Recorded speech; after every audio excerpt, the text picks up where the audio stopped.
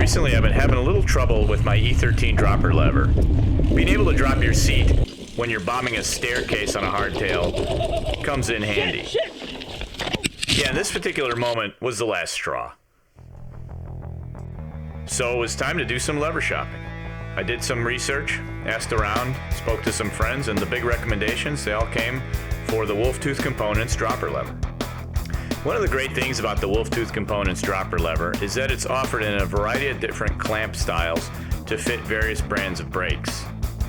And much to my surprise, they offered a clamp that integrates with Magura brake levers. I ordered the Magura lever simply because, well, I have a set of Magura brakes on my bike, MT5s to be specific, and I love the idea of being able to integrate my dropper lever with my brake lever.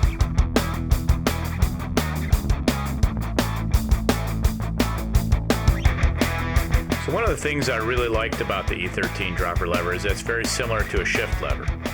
It sticks out a little bit more. A lot of dropper levers tend to sit under the handlebars a bit too much, and you really got to reach at them to bring your seat down.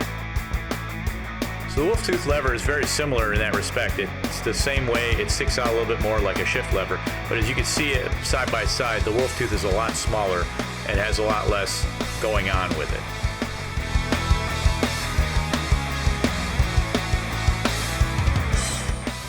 The fatal flaw of the EThirteen is that it's just a bit too over-engineered. There's too much going on with it.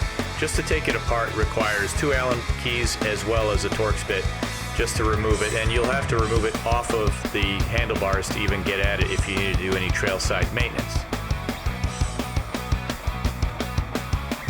Installation of the Wolftooth lever was really simple. It was just a matter of attaching it to the Magura brake lever and running cables through it. I didn't even change out the cable. I left the same cable that I was using with the EThirteen. It was a matter of just tightening it up and was ready to go. So the next step in the process was to take this lever and put it to the test.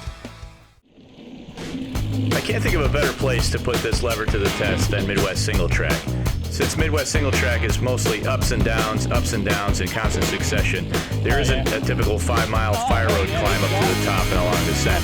So these levers do see a lot of use out here.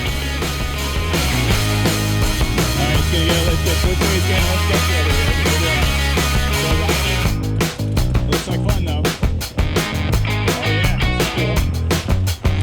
Yes, love it.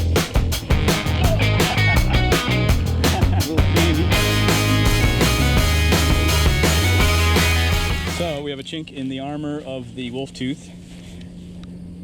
The lever is loose, and fortunately it did not break off while I was coming down that flow trail. It seems to me I can't escape problems with dropper levers, but in this case the problem was pretty minor. It was just a screw that holds the lever onto the body of the dropper lever, so it was a matter of just checking the torque, and if I would have checked it before I'd left, it shouldn't have been an issue. Nothing that a little Loctite can't fix. I've had a few rides so far with the Wolftooth Components dropper lever, and so far I'm pretty happy. Activation is crisp, the cable stays nice and tight. I'm confident that it will activate my dropper lever when I need it. And if you're confident in your equipment, you ride better. And isn't that ultimately what we're all looking for? Thanks for joining me on this leg of my journey, and if you enjoyed this video, please subscribe.